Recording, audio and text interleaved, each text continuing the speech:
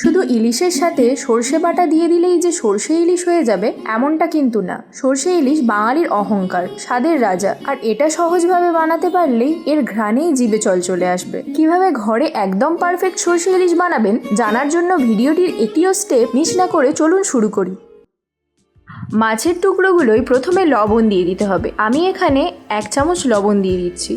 তারপর দিয়ে দিতে হবে হলুদের গুঁড়ো। আমি এখানে 1/2 চামচ হলুদের গুঁড়ো দিচ্ছি। এরপরে আমি দিয়ে দেব লঙ্কার গুঁড়ো। আমি এখানে 1/4 চামচ লঙ্কার গুঁড়ো দিচ্ছি। সব মশলা এক এক করে মিশিয়ে নিতে হবে। মনে রাখবেন, ইলিশ মাছের ফ্লেভার যদি 100% পেতে চান তাহলে ইলিশ মাছগুলি একবারের বেশি জল দিয়ে ধোবেন না, তাহলে সেটা পানসে হয়ে যাবে। এবার একটি মিক্সিতে দিয়ে দিতে হবে সাদা সর্ষে। আমি এখানে 4 চা চামচ সাদা সর্ষে দিচ্ছি। আপনারা যদি কালো সর্ষে ব্যবহার করেন সেক্ষেত্রে 2 থেকে 2.5 চামচ নেবেন। দিয়ে দেব 1 চামচ পোস্ত। পোস্তটা একেবারে অপশনাল, আপনারা নাও দিতে পারেন, তবে স্বাদের জন্য একটু দিলে ভালো হয়। তার সঙ্গে দিয়ে দিচ্ছি 2টি কাঁচা লঙ্কা আর সামান্য লবণ। লবণ না দিলে সর্ষেটা বাটার পর তেতো হয়ে যাওয়ার সম্ভাবনা থেকে থাকে। পেস্টটি মিশ্রণ করার জন্য আমি এখানে জল দিয়ে দেব। আমি এখানে প্রায় 1/2 কাপের মতো জল নিয়ে নিচ্ছি। প্যানে সরিষার তেল দিয়ে দিতে হবে। আমি এখানে 50 মিলির মতো সরিষার তেল দিয়ে গরম করে নিচ্ছি। একটু গরম হলে ফোড়নের জন্য আমি সামান্য কালো জিরে দিচ্ছি।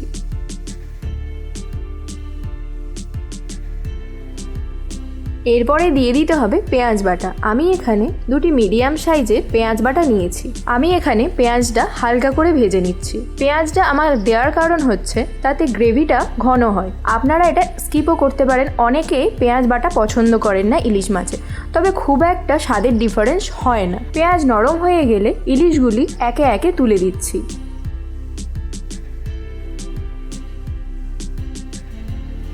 দিয়ে হালকা করে এপিট ওপিট করে ভেজে নেব।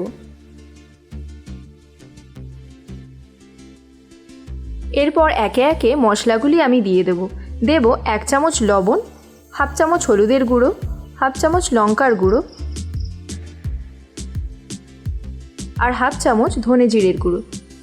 দেওয়ার সঙ্গে সঙ্গে কিছুটা জল দিয়ে দিতে হবে, নয়তো মশলাগুলো পুড়ে যেতে পারে। আপনি এখানে অন্য একটি পাত্রে জলের সঙ্গে মশলাগুলো গুলেও দিয়ে দিতে পারেন।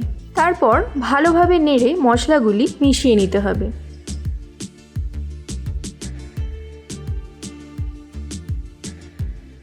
এবার মিক্সিতে বেটে রাখা পেস্টটা ঢেলে দিলাম। আপনাদের শিলনোড়া থাকলে অবশ্যই শিলনোড়াই বেটে নেওয়ার চেষ্টা করবেন, তাতে স্বাদটা আরও ভালো আসে। পেস্ট ভালো করে মাছের সঙ্গে মিশিয়ে নিতে হবে।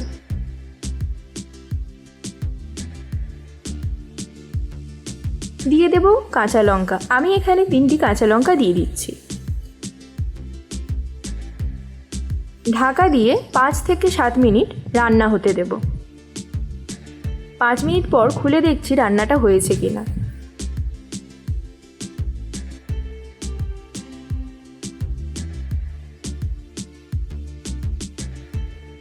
আমাদের রান্নাটা কমপ্লিট হয়েছে। গরম গরম ভাতের সঙ্গে পরিবেশন করুন গরম গরম সর্ষে ইলিশ।